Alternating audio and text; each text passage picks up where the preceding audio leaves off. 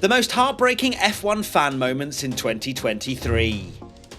It's still 2023. We're still waiting for Formula One, but we thought we'd do quite a sad bit of content where we look back at the most heartbreaking moments from the Formula One season that we've just endured. Well, endured for me, Tommy. You've enjoyed it in the grand scheme of things. How did you even pick a moment for yourself that endures heartbreak? You had 19 wins this season.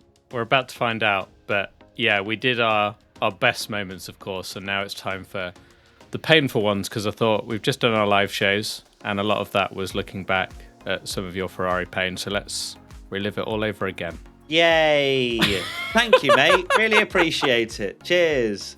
And let's now get into painful moments, beginning with mine. But I don't want to talk about it, Tommy, because as you said, in the P1 live shows that we've done, you've constantly battered me, and I actually said in the live show this was the worst moment of my life, and you're like, let's explore it again. It's the Brazil formation lap. I will never recover from this one, purely because it was a moment that caught me off guard. You know, when you go into a race, you're like, oh, you know, is my driver going to get taken out? Is he going to have some sort of issue with his car?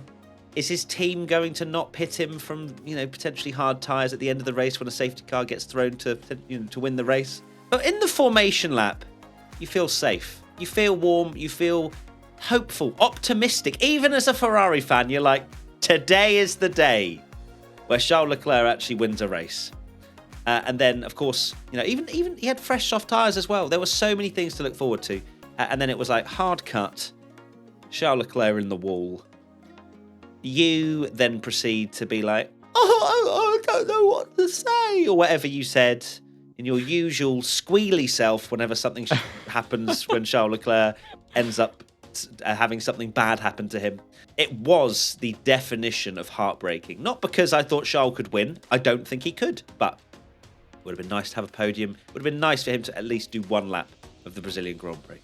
It's crazy that I said this in the live shows as well, that that could only happen to Charles Leclerc and Ferrari, really. Like the formation lap, for goodness sake, they're not even going quick, and yet he's in the wall. Because my initial thought was like, oh no, has Charles done something wrong here?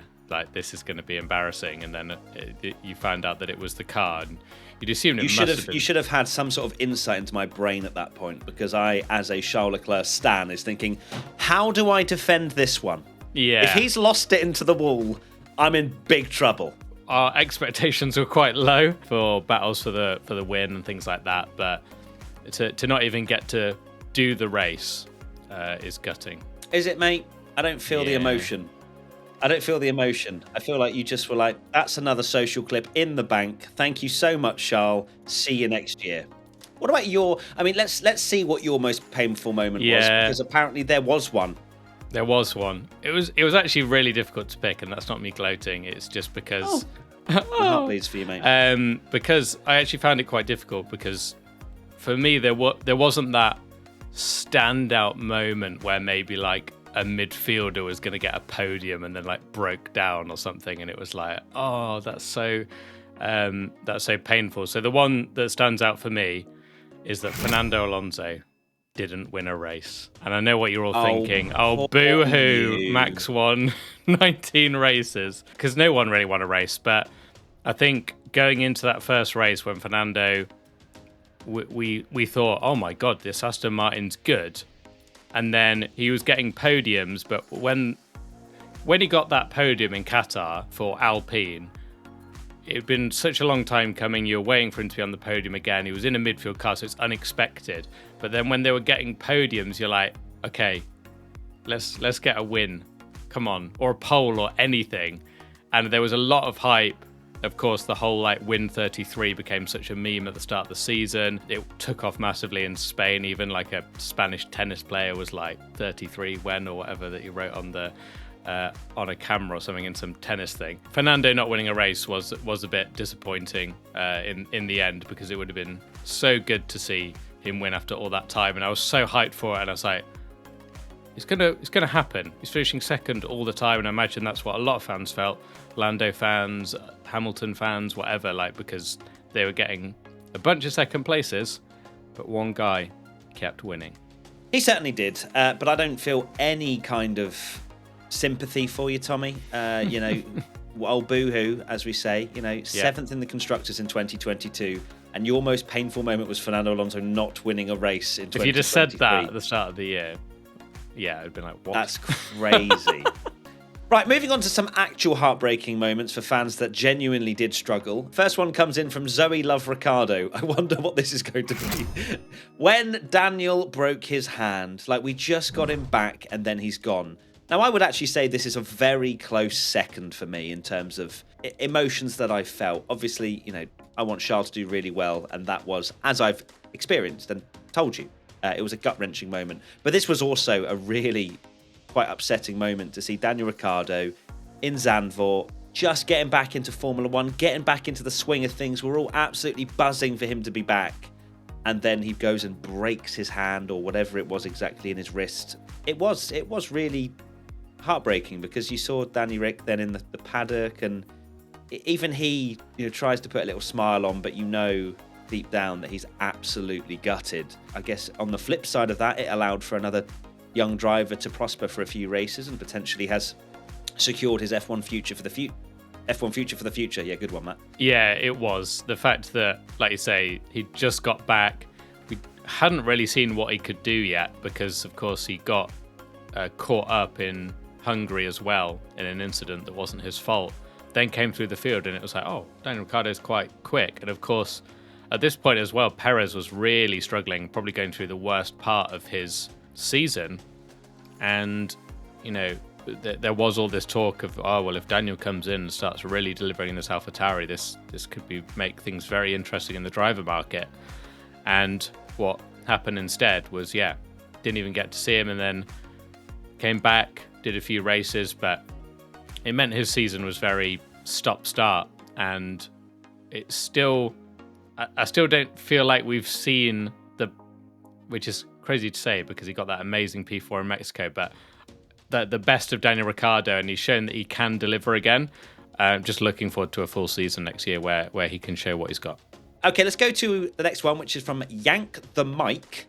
Honestly, it was Charles' engine in Bahrain. It's so horrible to feel done in the first race of the season. So Yank the Mike is in fact my burner account, and every Charles one is to do with me. But yeah, it was one of those where you've just healed over the course of the 2022 off-season after that season's finished. You go into 2023, you've predicted Charles Leclerc world champion, and a little P3, 15 points on the board, we can build from there. And then he pulls over to the side and stops. And you're like, 2024 is our year. I agree with Mike. It was one of those where you went, oh, really? In the first race? Come on.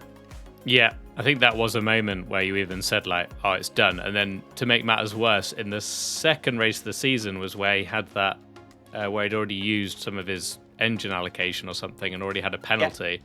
Yeah. And yeah, you'd kind of been like, well, there's no expectation, like it's done already, which is, like this person said, like just absolutely heartbreaking. And yeah, it's gutting for Charles because it just does seem to just be like, why him again? We now go to Kolky Doe, who comes in with, seeing Haas fall more and more after each race, especially towards the end of the season, the dread of knowing that they would fall to last. So Kolky is maybe a bit of a Haas fan. I do feel for you because I think they're the only team that if you do support them, you have less hope than what Ferrari could potentially offer, because they just had a car that was a Ferrari, but even worse, so that their performance was less, but they still had even more aggressive tyre wear than any other team in the field. So I totally get it, Kolky. To be honest, why would you even tune in? As soon as you see, you're like, Hulkenberg's done an amazing Q3 appearance. I wouldn't watch Sunday. Just stop on Saturday, which is probably advice I'd say for Ferrari fans as well, because Charles Leclerc would have a lot more wins. So yeah, I think Saturdays, is where we stop watching for Haas and Ferrari fans. This has just made me realise that my most heartbreaking moment probably should have been the Hulkenberg, where it went to count back and he didn't get his podium. Hulkenberg's fourth is what Tommy said. If you haven't seen that clip during our Twitch watch along, you became the something. biggest. I saw it. I thought it was going to happen, and I wanted that underdog story, which is why it was difficult to pick one because like Haas. I guess if you're a hardcore Haas fan, it did get to the point where, and even if you're not a hardcore Haas fan, and like we were watching it going, oh my God, Hulkenberg's put it like 7th on the grid. And it literally got to the point where you got to the end of the season and it was kind of, you were like, well, doesn't matter. What's the point?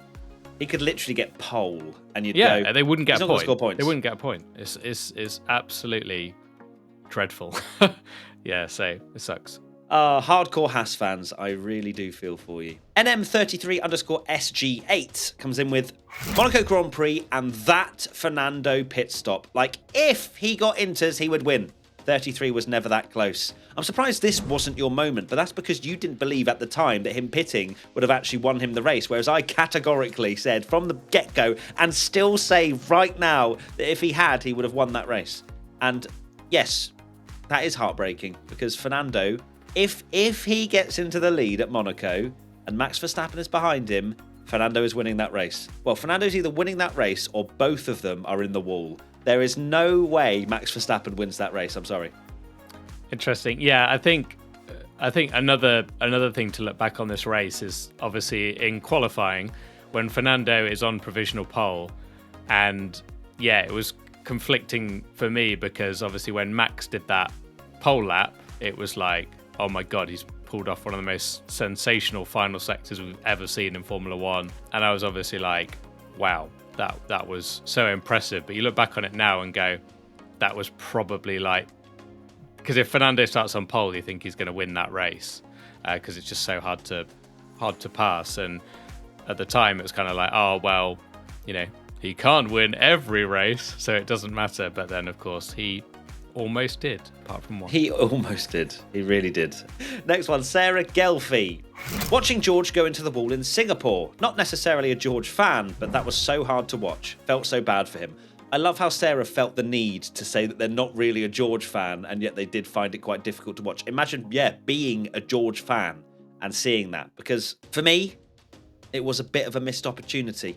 I thought George, especially when he got that run on Lando, was going through, and I am so surprised that he didn't manage to make that move. That it literally looked done, and I don't know if it was whether Lando braked really late and managed to outperform George in that particular braking zone, or if George was a little bit hesitant on that. But either or, had he got through there, he's getting past Carlos and he's winning the race. But instead, he hits the wall. Lando baited him into that. Absolutely. Clipping the wall himself did Lando, and George was like, I'm going to take a slightly wider line than whatever Lando takes. Oh God, that wider line is into the wall. This was one where I do think George should have won the race. He should have got past Lando with the fresher tyres, and I think it would have been obviously 10 times more heartbreaking if he'd have been leading the race, because essentially, even if he finishes that race third, I think he'd have been gutted. Not as much, of course, but he'd still have been gutted because it would have been a case of I could have won that, definitely. Yeah, I think the most heartbreaking thing, and this is a trend for maybe a lot of the newer drivers. They are so self-critical and harsh on themselves. And I remember, George being like, "Am I an effing rookie?" or something like this, and he was really beating himself up over it. So it was a tough watch. iPurity_YT. It was very painful to watch Max Verstappen not winning the Grand Prix of Singapore 2023, but somehow I will find a way to cope with that. Sad face, just so sad, and then another sad face emoji. I feel your purity. It was tough. It was a tough watch. Oh, you can absolutely just suck an egg, can't you really? That is just unbelievable. Pack of Jacks. The Thursday fiasco at the Las Vegas Grand Prix. First race in person, and my pessimism told me as soon as the drain incident occurred, it's all over, we'll not get more running. Stayed until they kicked us out anyway. That hurt for a lot of reasons. Then Ferrari had to eat it to boot. Nasty. Wait, do you mean eat the I don't know what the drain? phrase that is, but Maybe I guess had to eat it to Ferrari get that. I assume Ferrari was the one Ferrari that had a bad race and got the pain. Yeah, maybe either or. Yes, that was savage, and I'm sure a lot of people that were there on the Thursday would submit that as their most heartbreaking moment, especially with the amount of money that they would have put towards that Grand Prix weekend. We were very vocal over that Las Vegas race weekend, and we totally feel the pain for those fans, not just because there was no more running, but there was running, but they were kicked out, and so it's like literally the worst. I don't think there could be a worse scenario for not seeing running than there actually being it, but being kicked out and being told you're not getting a refund because you just saw 8 minutes of free practice one, but here's a voucher for a store that will get you a hat. Yeah, it sucked big time. Felt sorry for people. We had fan questions during our review saying, they've driven 10 hours to get to the race and seen 9 minutes of running. Appalling. So, yeah, that must have really hurt for the fans. It's always, we've gone through a lot of heartbreaking moments for drivers, but when the fans get screwed over, that is just the worst because we wouldn't have F1 without fans. So, no, we would not. Next up, Liv Grrr. As a Mexican fan, almost the whole season, the pinnacle was Mexico GP Turn 1. That is a Checo fan that we've got coming in there. And look, Checo still got his seat, so that's promising for 2024. I don't think he can have a worse season as a Red Bull driver. Yeah, this one must have been gutting for the Mexican fans that turned up to see Checo win, and unfortunately, he should have not done this.